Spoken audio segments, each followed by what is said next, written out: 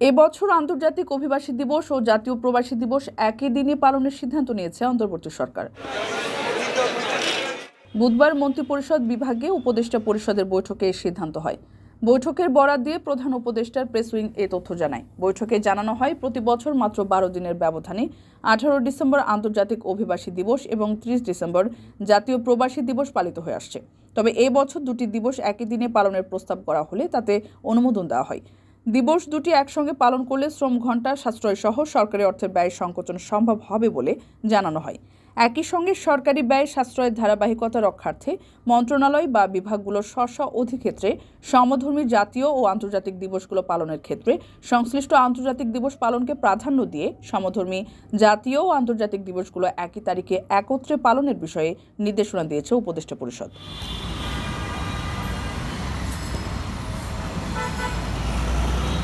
প্রবাসীদের বিনিয়োগের শতভাগ নির্ভরযোগ্য প্রতিষ্ঠান প্রবাসীর সিটি লিমিটেড।